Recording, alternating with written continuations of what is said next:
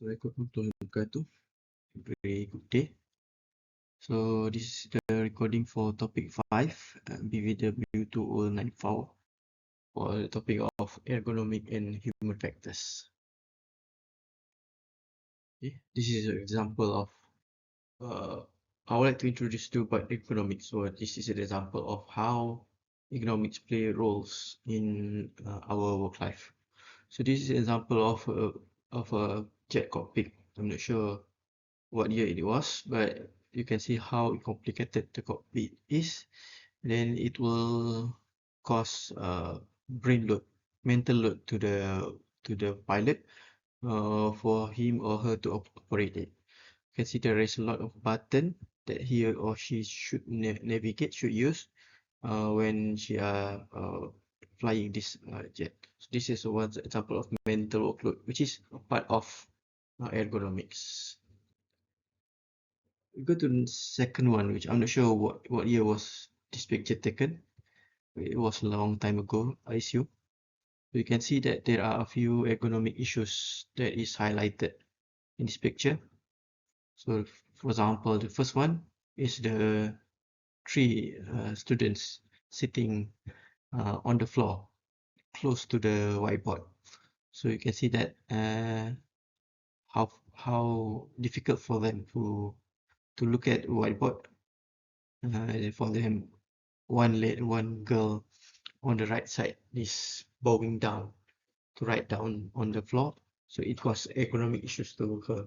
If it is prolonged to her, or it is if she is staying like that for a prolonged period of time.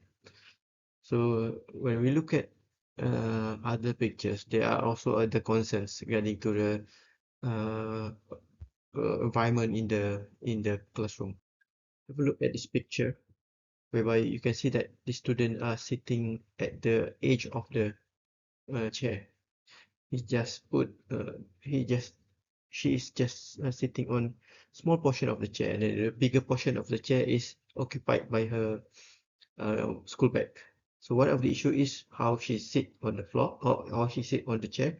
The second issue is the weight of the bag that she is carrying. So both will constitute ergonomic issues lah. But the good thing is, you can see here in this picture, how she put her feet on the floor. So this is a way of how we can prevent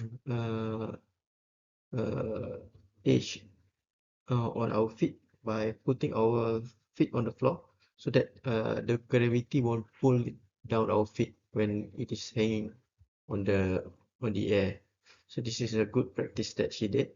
But anyhow, it does not compensate on how she is sitting, and also the weight of the bag. So this is a door gift. I assume both are door gift for a wedding.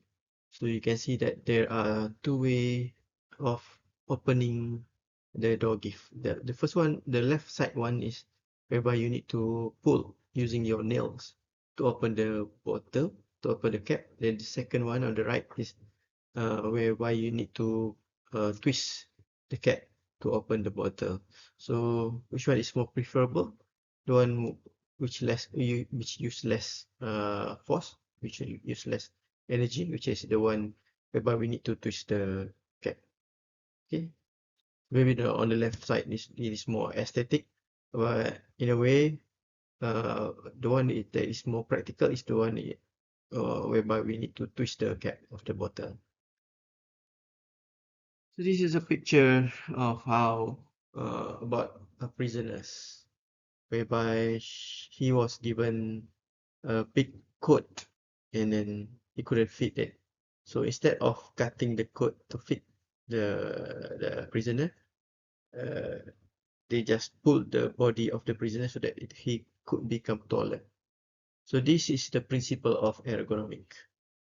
So ergonomic is fitting the workplace to the people, not fitting the people to the workplace. Okay, ergonomic is about fitting the workplace to the people, to the worker, but not fitting the worker to the workplace. So that is the definition of ergonomics. So ergonomics and impact factors is science on how to fit the task and working environment, though using scientific data drawn from a variety of disciplines. So over here we'll discuss about two subtopics, two main items, which is ergonomic and human factors. So as mentioned before, it is how to fit the task or working environment to the workers, not the other way around. So this is just definition based on Greek terms. Okay. This is the definition from a few of the reference. What is human factors? The discovery and application of information about human behavior, abilities, and other characteristics to the design of tools, machine, system, tasks, jobs, and environments for productive, safe, comfortable, and effective human use. For example, uh, regarding to the design of our doors, you can see that there is possibility, maybe there are possibility of one out of million Malaysian that need to bow down before entering any doors. Why? Because he is too tall. Maybe he is 2.1 meter, 2.2 meters. So, but how frequent did we see a person had, that has that height? So most of us is around 1.6, 1.7, 1.8. So for those that got height between that range, there is no need for you to bow down when you enter any door. So that is for example of human factors punya study lah. Human factor is common term given to the widely recognized discipline of addressing interaction in the work environment between people and facility and its management system. The other definition is human factor defines as environmental, organizational, and job factors and human and individual characteristics which influence behavior at work in a way which can affect health and safety.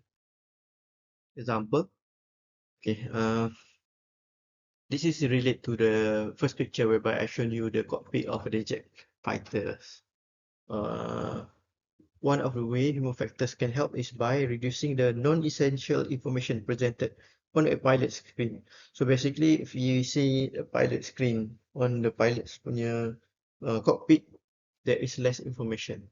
There's not much information provided to the pilots. Basically, we provide whatever that is necessary only. We can also reflect on the dashboard of a car. So basically, there is not too much information given because we can't process it in a short period of time. Projecting critical data onto a windshield or helmet visor to reduce the mental demand of looking away from the environment to check as per display. For example, nowadays there are a few cars whereby they provide HUD, uh, heads up display. So instead of, if you need to look at the speed that the car you are driving, so instead of looking at the analog or digital dashboard, you can just look at straight away on the mirror, on the screen, on the mirror of the car. You can see directly what is the current speed of the car. Next is optimizing the location and force required for joystick and control levels on hydraulic excavator to reduce physical strain. This is also reflected to the levels on your welding punya equipment. So they need to adjust it so that there are less less physical strain required for you to operate the welding gun. In short, ergonomic human factors concern with the understanding of interaction among human and other elements of a system in order to optimize human well-being and also overall performance. Basically, we would like to have a harmonized interaction between humans and other elements of system. So basically, we can operate the equipment easily and also safely. It takes into the account of the user capabilities and limitation, seeking to ensure that task function, information, and the environment suit each other. So basically the task, if the equipment employ ergonomic human factors, your task will be easier. Your function that you require will be delivered to you in a good way. Also the environment, the working environment will suit the user or the worker. Objective of ergonomic human factors is to enhance the efficiency and effectiveness with which work is carried out. So it will reduce the mistake done by the workers lah. If we look at positively at how people make mistake to decrease errors, we can increase ease of use and also the reliability of performance. Okay. Next is to enhance certain desirable human values at work, especially safety. So it could also increase the comfort, decrease the fatigue, decrease the stress on the individual, which is the workers, and also increase the user satisfaction and increase quality of life. There are a lot of benefit of implying ergonomic and also human factors in our daily lives. So if we would like to reflect on the ergonomic and human factors to OSHA 1994, so we can reflect on the objective of this act, element C, which is to promote an occupational environment for person at work which is adaptable to the physiological and so psychological needs. So psychological needs is more to the mental capabilities. Then the physiological need is all on our physical, whether it is related to ergonomics, whether it is related to the human factors. So basically, what is, for example, how we provide furnitures to the workers is if we provide good furnitures to the workers as an employer, it shows that we would like to provide the workers with a good physiological needs. So this is the origin of the development of ergonomic human factors. So the goal is to generate a tolerable, the keyword is tolerable, working conditions that are not hazardous to human health and also human safety. Next is to generate acceptable condition upon which the people involved can voluntarily agree according to current scientific knowledge and under given sociological, technological, and organizational circumstances. Okay, and this fundamental aim is that all man-made tools, devices, equipment, machines, and environment should advance directly or indirectly the safety, well-being, and performance of humans. So basically, whatever we do, we would like to improve the safety, well-being, and also performance of humans. Also by adjusting by improving the equipment, workplace, and whatnot, it could end up improve the safety, well-being, and also performance of human being. So there are also, although we would like to expand the usage of ergonomics and factors in our daily life, but there are certain boundaries lah. So for example, for a work environment, it relates to the physical demands, skill demands, risk demands, also time demands. So this is what the limitation that we face when we are trying to incorporate economics and human factors. So this is where economic human factors could play their roles. For example, with regards to physical demands, we need to somehow, for example, the lifting object, also moving objects. So somehow we need to manage that so that there will be any ergonomic issues, or call it MST, musculoskeletal disorder, regarding to the physical demands. Regarding to skill demands, for example, typing at 110 words per minute. There are other boundaries also, such as psychosocial environment, where, for example, working in teams, cultural, for example, work pace of life in different countries, physical environment, for example, physical agent, when it relates to heat, noise, and also vibration. In terms of technology, for example, product design, example, designing product dimension using anthropometrics, and also biomechanics data. So regarding to our anthropometrics, the example that I gave before, which is the height of our door.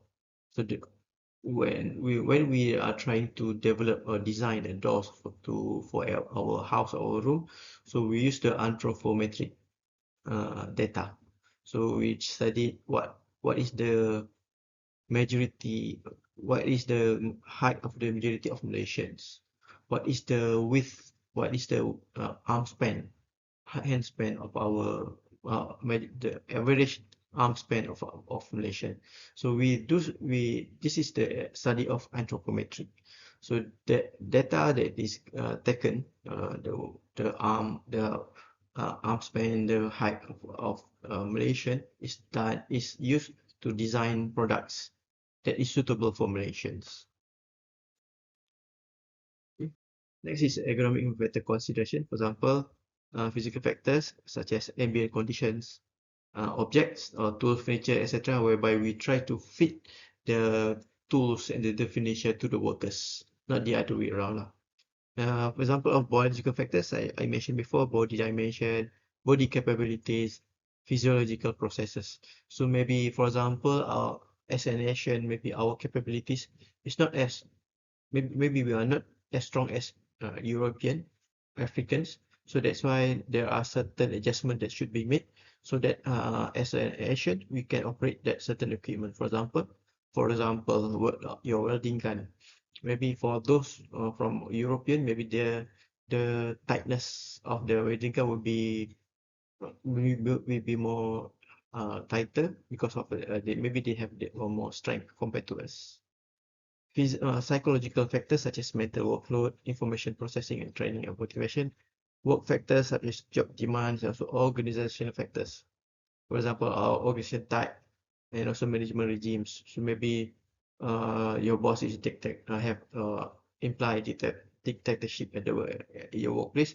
So maybe your demands regarding to your management from the management will be bigger compared to those who are more democratic or more lenient. So this is the core of knowledge for ergonomic human factor, which is anthropometry, which is the measuring and description of the physical dimension of the human body. Next is biomechanics, which is the describing the physical behavior of the body in mechanical terms. Basically, we are translating the physical behavior of the body into mechanical terms.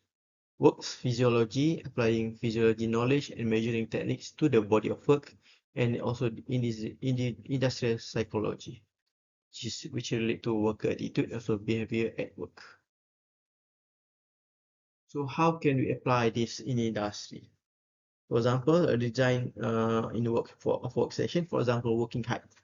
So remember about height of the table, height of the chairs. So we need to adjust it according to the population by using the anthropometric punya data. So maybe our table height is suitable for average Malaysians height. So we didn't need to have something like a raised floor for certain height of Malaysian to operate to work on the height of the table. Working envelope, for example, how far can we reach the equipment that is placed on our door on our table? So we could also consider this working envelope, arrangement of equipment, tools, pin, or computer. Next is design selection of hand tools, equipment, also devices. So for example, the grip type. So maybe we don't have that much that strength of grip compared to European. So maybe our grip will be more softer compared to those from Europe. Handle size, maybe we need to adjust it so that it can fit the size of our palm. Handedness. So this is a struggle for those who are lefties. So because most of our equipment is designed for those who use whereby their prominent hand is their right hand, not the left hand. So lefties usually have difficulties using, for example, scissors. Because scissors are normally designed for those who are using which is right-handed. Design evaluation of job, tasks, and procedures, so such as manual handling, which is a critical issues in the workshop, especially whereby we need to know how to lift heavy objects. Mechanical aids, fatigue and stress, especially those who are working in shift work. Task demand, maybe you need to concentrate every time, every second at your work, so it will require you to have a high mental workload.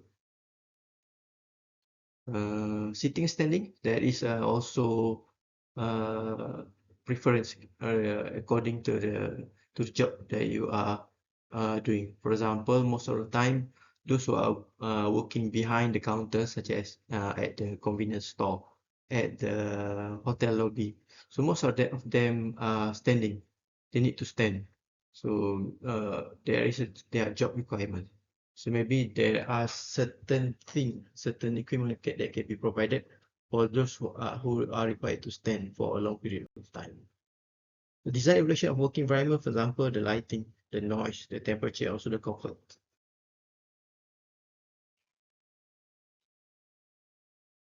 The need for ergonomics and human factors intervention for industry. So design of jobs, work environment and workstation using ergonomics and human factors principle, which focus on human capabilities and limitation is still not very widespread in industry. So the keyword is human capabilities and also limitation. What we can do and what we can't do. So sometimes we just ask the workers to whatever they do, they need to complete the work without taking into consideration their capabilities and also their limitation. So uh, as an employer, sometimes an employer just uh, target on the production alone without prioritizing the welfare of the workers. For example, a lack of recognition of how poorly designed jobs can reduce productivity or affect workers' health and safety. Uh, Sometimes, for example, when we are doing some welding works, if the employer didn't provide you with a welding sheet, but still require you to complete the jobs, that is how sometimes the employer lack of recognition on how the requirement of safety in terms of to ensure that you are safe when you are doing your works. So, for example, if you need to do a welding on under whereby you need to bend down for a long period of time, so that it will cause you some ergonomic issues, and it could also reduce the productivity when you are doing the work. Lack of practical guidelines that can be applied to a job design. This is due to uh, the difference of the job design compared to others. Maybe there are certain standards that is used for other jobs, but maybe your job is so special, so it's not widely used, so it could cause a lack of practical guidelines, or whereby there are only limited amount of people that is familiar with that kind of work. Lack of awareness of the information available and how to apply it, and the unavailability of document studies demonstrating impact of economic design of jobs on productivity, accident rate, quality of performance, and so on. So the first, when we are trying to design something, there are a few considerations should be taken. For example, first one is affordance. If we develop that kind of equipment tools, are there companies that can afford to buy that equipment? Next is the user stereotypes and expectancy. So maybe they expect that the equipment won't change their working style, their working condition that much. So that is the expectancy. But somehow when we develop new equipment and then they are required to adjust or change their working style, so maybe they'll be reluctant to use that kind of. They will reluctant to change.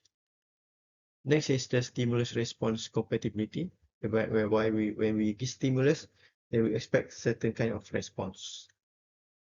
Physical ability, we have mentioned before, sometimes due to different body strengths, different physical attributes, it could give a different ability. It could uh, different people will have different ability, especially physical ability. The anthropometry, we have discussed about this before, our height, our arm span, or something like that. Sensations and perceptual capabilities. These could contribute, they could impact those who are still new at the workplace, whereby their perceptual capabilities have not developed well yet. User preference. So sometimes people, since they have been working and using the same equipment for a long period of time, they are reluctant to change to a new equipment due to their user preference. So maybe their preference will be something that the one that they have been using for a long period of time. So that preference could also be considered when we are trying to change the workplace or trying to change the equipment. Also the environment. So this is an example of pictures. If you see that arrow over there, there are something written on the wall. So if we can't see it clearly, so maybe we'll use the area over there for different function. So what is written there? This is a mop sink. So there are possibility of people that will, I'm sure, use that sink for a different function. That's why if we need to write down something so that people can see it, so make sure you use a good font, a font that is not too curly. Use a font that is big enough and also readable. So that's the keywords. Next is regarding to stimulus response compatibility. So why isn't my food getting hot? So you can see on the top pictures, we couldn't identify which switch is for uh, which heater. And then, for example, the next one is the suggested solution is for us to place the switch accordingly. So if you see the bottom one, so we'll know which is for which. Maybe the top right one is for the top right burner. The left bottom one is for the left burner. So by placing the switch accordingly, so we can the perception will be better. So we'll know based on the location of the switch and also the burner. Next is on regarding to cognitive ability. So normally, for this kind of door, we need to push the door because of the location of the door. Imagine if the door is pulled, so that guy maybe need to step down the stairs and then enter and then that only then he can enter the door. So this is a struggle for us because sometimes for a certain kind of door that we expect to push it, somehow we need to pull that door. So it involves the cognitive ability. So sometimes people have less time to read the direction whether we need to pull or push.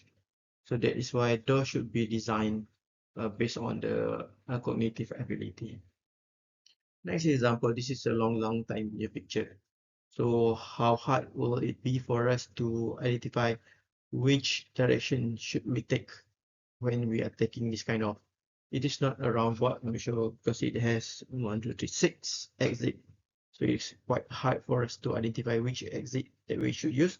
And also, plus there are 2 exits that we shouldn't use. So it will overload our mental capability when we are navigating this kind of route. Anthropometry, design for average. So we shouldn't design for that tall guy. So we should design for average guy, average height guy, because there are less probability for a too tall punya guy to enter the door. So to cut costs, so we design for average. But sometimes we do need to design for extreme, especially with regards to safety lah. And so the design for adjustability, for example, our chair. So we need to design it so that it is adjustable. So this is to accommodate people with different height. Sensation, perceptual capabilities.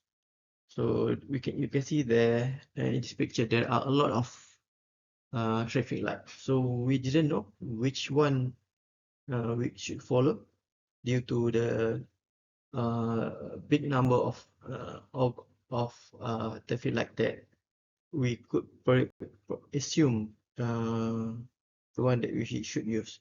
So this visual complexity could cause incidents because we didn't know which is which. Okay. Perceptual illusions. So if you see directly on this picture, you can see that if you are asked to count those black dots, uh, if you have a look at it, the black dots is jumping from one point to the other point. So it is hard for me to look and count which one, how many is the black dots. This is the what we call perceptual illusions. Regarding to user preference, so when we are designing walkway for the user, always remember that people will find the shortest way to any location. So if we design some walkway, pathway, so that it will look beautiful, remember that people will always find the shortest way. So something like this. So it is obvious that this is the shortest way to the building, so people will just use that pathway. So instead of designing a cool, beautiful pathway, find the user preference. Next is the environment. This is example, those who, as an astronaut, you need to face this kind of weightlessness or something like that. This is an issues, ergonomic factor issues that they need to face. Uh, which is suitable for their job in your description lah. Apply ergonomic cinema factors thinking to your work environments. Avoid reliance on memory. So we shouldn't think that people will use their memory when they are doing your works. That is why uh, we should rely on writings. We should rely on signboard or something like that because people might forget. So the easiest way for us to ensure that uh, they will work safely, correctly, is by putting some signage uh, nearby their workplace. Other than that, we could also, for example, if the preference is right, if most of your workers is right-handed, so maybe most probably they'll start with right hand. So maybe the nearest, the most frequent work equipment that you use should be put on their right side. So don't assume that people will rely on their memory when they are working, especially if they are if the task is overloaded to them. Make things visible. For example, regarding to the uh, font we have discussed before, so that should be suitable font size for different kind of work. Review and simplify processes. So as a human, we would like to have a work that is simple, easy to be done. So always remember that you need to simplify the processes. There is no need for you to overload the workers, a mental overload or physical overload. Standardize common processes and procedures. So for example, I can give example regarding to the color signs. So as we are familiar with the color of the traffic light, so we should also apply the color code, which is red, yellow, orange, and green. So when people, we can associate the green color as yes or go, the red as no or no go. So basically, if we allow certain kind of work to be done at the workplace, we can use maybe the red color, yeah, sorry, green color to indicate that it is safe operation. If it's not safe, maybe we put it in red color.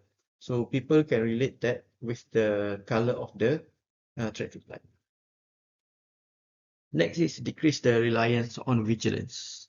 So we shouldn't assume that people will always be vigilant. So our equipment, our workplace should be foolproof and also mistake proof. So that somehow they didn't concentrate much, concentrate enough. So maybe they can still work safely. So this is the design that the ergonomic human factors environment issues that you should take into consideration. So this is example of early design of mouse for for the computer. You can see how it looks like a cube and how uncomfortable it is to be used. Okay, then look at the modern input design devices. We have mouses which is almost the same shape as our hand.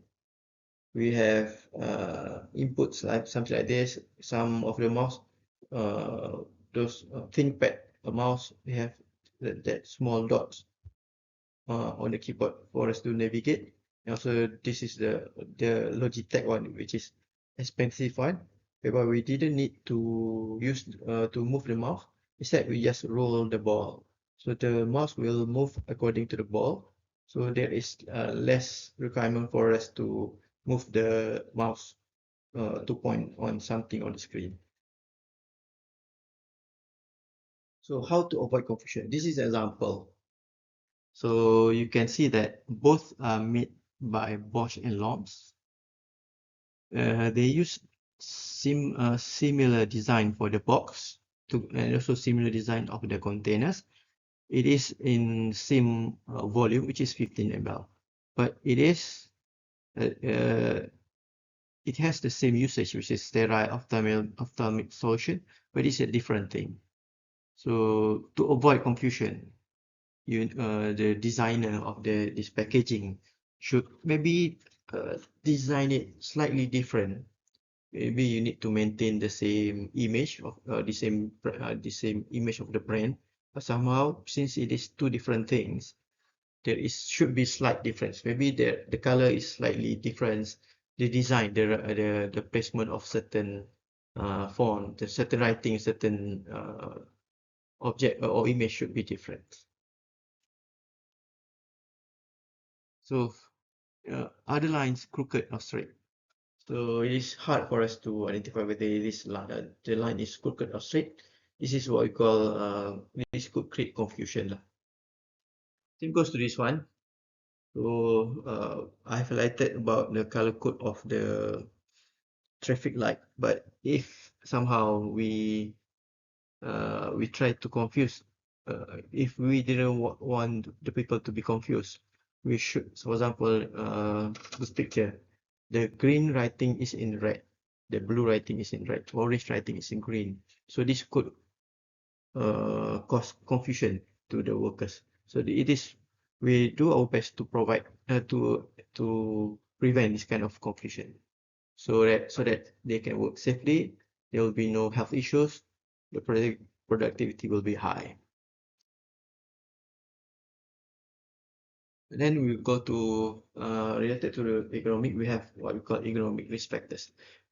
This is a sort of hazard for related to the ergonomics. So what is the definition? Ergonomic risk factor is any attributes, characteristic, or exposure that may cause or contribute to musculoskeletal injury. The other definition is two or more risk factors may be present at one time, thereby increasing the risk of the injury. Okay. There are 6 of ERF, ergonomic risk factor: awkward posture, forceful and sustained exertions, repetitive motion, static and sustained posture, vibration, and also contact stress. So we'll look into all of the ERF or ergonomic risk factor. The first one is awkward posture. You can see how awkward this guy is working. He need to stretch his body. He need to lift one of his leg. So awkward posture is position of the body while performing work activities that deviate significantly from neutral position.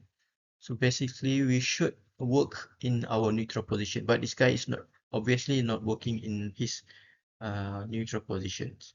So he need to overreach to get to the material that he is handling. Sometimes we twist our body, we bend our body. This is an example of awkward posture. Working with the hands above the head.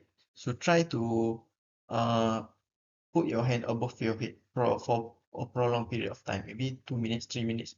You can see that maybe you will lose some power. from your hands, you could also couldn't stay at that position for a long period of time. Elbows above the shoulder, same to with the previous one. Working with the neck or back bend more than 30 degrees without support. Whether the neck is then tilting upward or downwards or backwards, uh, forward or backwards. So the example of this one is when you need to bend down to look at your screen, your monitor screen, your laptop screen or your monitor screen. This is an example of awkward posture and also lack of ability to vary the posture. So maybe you need to, for example, if you are soldiers and then you need to stand still for 30 minutes, 4 minutes without ability to move around your body. This is an example of awkward posture. How to improve ergonomic posture with regards to the awkward posture? First, we can arrange the materials. Ensure materials are easily accessible without strains. You need to overreach to the material. Keep material within reach. Minimize unnecessary stretching or bending. Use a platform. For example, if you need to reach overhead, uh, instead of stretching your hand above your head, maybe you can use platform, and then when you step up on the platform, you can take the items without putting your hands above your head. Modify workplace design, create a more ergonomic and comfortable work environment. Next, ERF is forceful and sustained exertions. This is an example. You can see this guy is pushing the material in front of him. So what is the definition of forceful and sustained exertions? Is this the use of high level of force while transporting or supporting the load? So whether it is lifting, lowering, pushing, pulling, carrying, or moving a load using hands or through the application of bodily force. Maybe you don't use your hand, you use your back of your body. So somehow if it is forceful and sustained exertion, it is considered as ergonomic risk factor. So depending on the equipment, maybe it is preferable for you to push it, and maybe it is preferable for you to pull it. So if you are required to do it uh, in a sustained exertion, so it is considered as uh, economic risk factor. How to prevent excessive force usage? Use assistive device for lifting. For example, you can use forklift. You can use pallet jack, drum jack, or something like that. Limit the load. So instead of carrying 30 kilogram of materials, maybe you can design it so that you should also only lift 10 kilogram or 20 kilogram to lift 20 kilogram. Improve the work methods. Also allow short breaks for stretching. So the other one is maybe instead of carrying that load alone, you can carry it with your friends. Carry the load together, split the load together with your friends. And then if you are working, if you need to work like that for a long period of time, maybe you need to have a regular breaks. Maybe you need to take a break every 1 hour or something like that. Next, ERF is repetitive motion, which is repeated movement of the same group of joints and muscle too frequent, too quickly, and over a long duration. For example, you can see over here, you are using keyboards. Maybe you don't see any hazard regarding to it, but somehow if you use it frequently, in repeated movement, in a fast movement, you can feel some pain, some on your joints of your fingers. So this is an example of repetitive motion lah. How to prevent it? You can use assistive device. Take turn workings. So maybe after if you need to do repetitive motion, so maybe you work for 4 hours, and then for another 4 hours, somebody else will take that place. Avoid working based on quota. So some workplace set certain quota. For example, if it is a manufacturing punya factories, so maybe they set 1 million chips per day. So when they put that target, and then the workers need to fulfill that target, so they will try to move fast they'll have repetitive movement, end up they could face this ERF lah. Allow short breaks for stretching. Same goes when you are using your keyboards. Instead of working on the keyboards for a prolonged period of time, maybe every 30 minutes, every 1 hour, you should take breaks and then do some stretching to your hands, maybe to you, or maybe to your own fingers. Next is static and sustained postures. This is common, especially at our office, whereby we sit for long period of time. If you look at the picture on the right side, whereby the surgeons, when they are doing some surgery, they need to stand for a long period of time. So they are sustaining that posture, which could cause ergonomic issues. The definition is minimal or restricted or no movement at all, where the body held on to a particular position over a prolonged period. Prolonged standing is standing position for more than 2 hours. Prolonged sitting for duration more than 30 minutes. So which one is hazardous? More hazardous? Sitting is more hazardous compared to standing. So although it is more comfortable, but due to that comfortability, it could cause you other issues. How to manage it? So short breaks, you need to take regular breaks to move and refresh. Maybe take some break up every 30 minutes from sitting. Stretching, perform stretches to relieve tensions. There are actually, if you Google, there are a few stretches for desk job. So if you are working on your desk, there are certain stretches that you can do to relieve the tensions. Position changes, alternating between sitting and standing, especially if you have adjustable height table, so that it will be a good practice for you to alternate between sitting and also standing. Chair adjustment, ensure proper chair support, desk height, if you able to adjust the height of your desk. Monitor placement, position monitor at eye level. So when you position your monitor at eye level, there is no need for your neck to bend down and to look at the screens. Sitting posture, maintain an upright sitting posture. Do not crouch. Wrist position, keep the wrist in a neutral position. Do not let your wrist on a crooked position. Next is vibration. Either it is whole body vibration, whereby the vibration come from through your seat or through your feet. So for example, if you are driving a forklift doesn't have that good suspension. So you'll be vibrate very much. So that will cause you to have whole body vibration. Even if you are if you are driving to a remote area whereby there is not that much proper road. So maybe you are shaking or jumping up and down. It could cause you whole body vibration, whereby when you step down from the vehicle, you will feel a little bit dizzy. That is due to whole body vibration. Then for hand-arm vibration, it is exposure of hands and arms to kinetic energy from vibrating and percussive handheld power tools. For example, this grinder over there, jackhammer over there. So you'll feel the body part that face the gruesome activities will be your hand. Sometimes you'll have white area on your palm, on your hand due to improper blood circulation. How to prevent it? Limit exposure time. Remember, the best way to prevent ergonomic issues is to take a rest.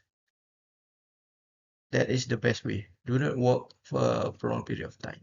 Train workers monitor exposure, and for those who are using jackhammer or something related to hand-arm vibration, you need to wear anti-vibration gloves. So it will reduce the amount of vibration that will go through your hands. Last ERF is contact stress. So either it is internal contact stress or external contact stress. You can see that this hand of this guy, it is bent because it is getting contact on the edge of the table of the desk.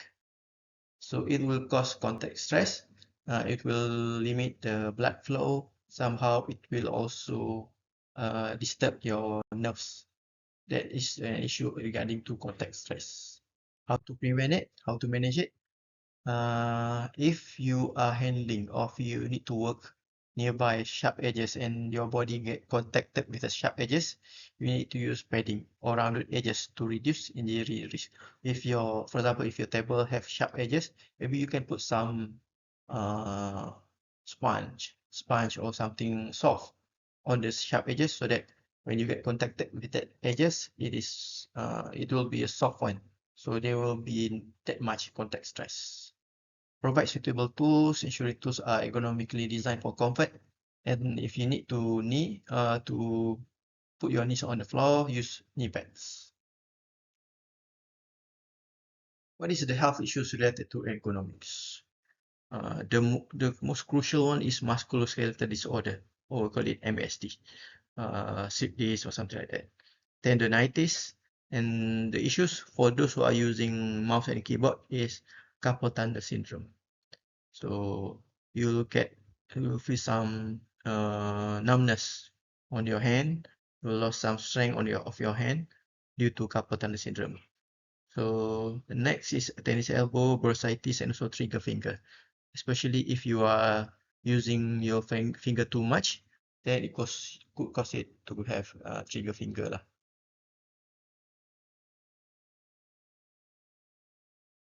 That's it for this topic. So thank you.